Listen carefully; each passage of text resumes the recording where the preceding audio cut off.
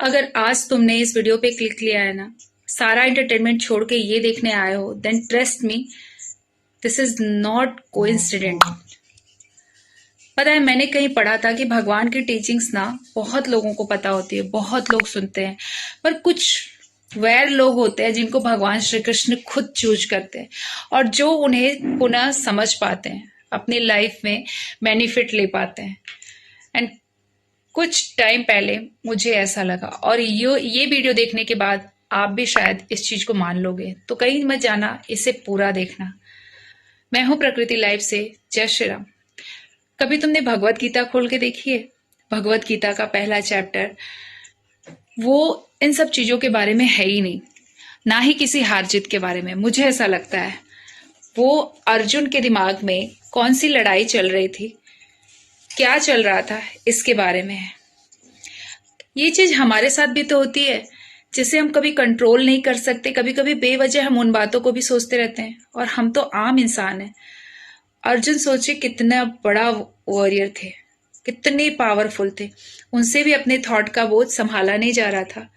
उनके भी emotions peak पर थे, लेकिन फिर कुछ ऐसा हुआ जिसमें अर्जुन को हिम्मत मिली, अपने आंसर्स मिले, क्लैरिटी मिली, जिसमें वो आवाज थी कि तुम ना अपने कर्म पे ध्यान दो, रिजल्ट पे नहीं, क्योंकि वो तो तुम्हारे कंट्रोल में है ही नहीं। आई लॉर्ड कृष्णा। भगवान ने कभी भी अर्जुन की जगह युद्ध नहीं लड़ा।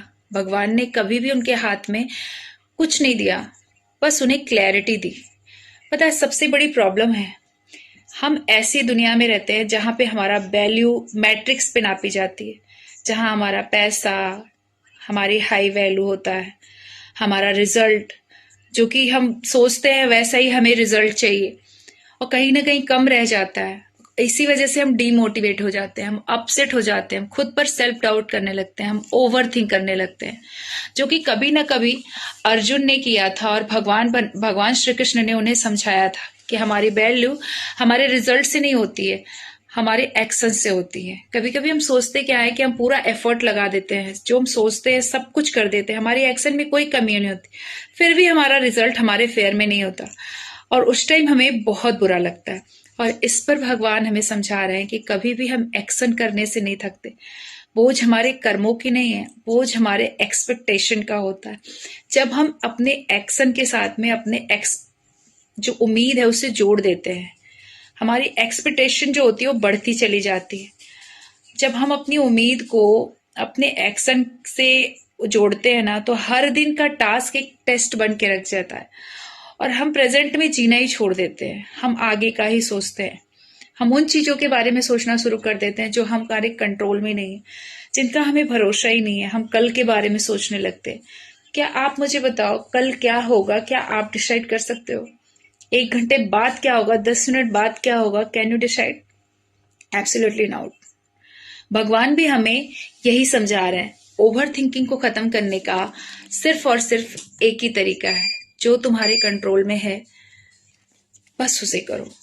अपने एक्शन पे ध्यान दो, अपने रिएक्शन पे ध्यान दो, अपने एटीट्यूड पे ध्यान दो, और बाकी सब मेरे ऊपर छोड़ दो। मेरे आगे सरेंडर करके तो देखो। और पता है आपको, इसके लिए बहुत बड़ा फायदा होता है हमारे लाइफ में। जब हम सब कुछ उनके पे छोड़ देते हैं ना, तो हमें जो चाहिए होता है, जैसा चाहिए होता है, उससे भी ज्यादा मिलता है। पता है आपको? बस आप एक बार इस वीडियो को अपने जीवन में उतार के देखो। मुझे नहीं लगता आपको किसी और वीडियो पे जाने की जरूरत है। मैंने लाइफ में जो चीजें करी है, महसूस करी है, पढ़ी है, मैं सिर्फ और सिर्फ उसी के बारे में आपसे बात कर रही हूँ। जब आप अपने थॉट के बारे में सोचते रहते हो, जब आप कुछ कर ही नहीं पाओगे, सोचने में ही इतने विलिप्त हो जाओगे, तो आपका रियलिटी कैसे बनेगा? है? आप इमेजिन करिए, एक साइड पे भगवान है, दूसरे साइड पे है ह्यूमंस। ह्यूमन के हाथों में ना बस एक चीज है, दैट इज एक्शन, और भगवान के हाथों में क्या है? सिर्फ रिजल्ट। उनके हाथों में कोई एक्शन नहीं है। अगर ह्यूमंस आप हमें खुश रहना है, तो एक बैलेंस, एक स्टेटमेंट बहुत मेंटेन करके चलना पड़ेगा, और रिजल्ट वाले पार्ट को भगवान पर छोड़ देना है, जो एक्चुअली उसे कंट्रोल करते हैं।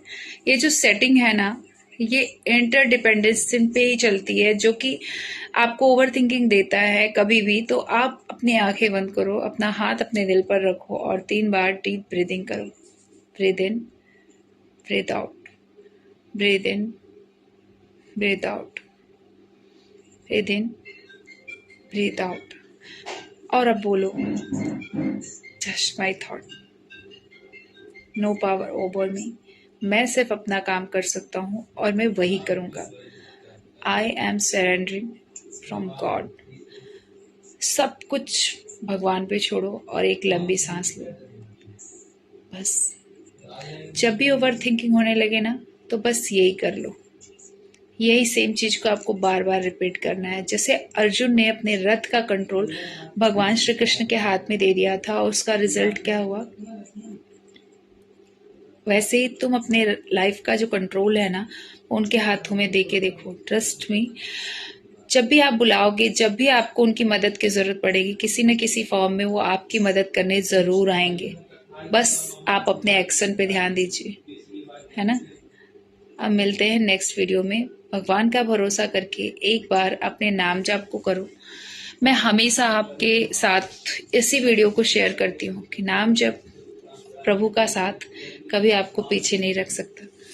और ये भगवत गीता अपने साथ रखो, रामायण अपने साथ रखो। जैसे आप खाना खाने नहीं भूलते हो, जैसे आप अपने जीवन की बहुत सारी ऐसी एक्टिविटी है जिसके बिना आप जी नहीं सकते हो, उस लाइन में सबसे पहले नंबर पे रखो। देखो अपने आप लाइफ कितनी खूबसूरत हो जाएगी। ये मत सोचना कि मैं सिर्फ और सिर्फ आपको बताने के लिए आई हूँ, नहीं, क्योंकि मैंने अपनी लाइफ में इन सब चीज़ों को उतारा है और सब कुछ देखा है। ठीक है, तो जय श्री राम। आप सभी से फिर मिलते हैं नेक्स्ट वीडियो में।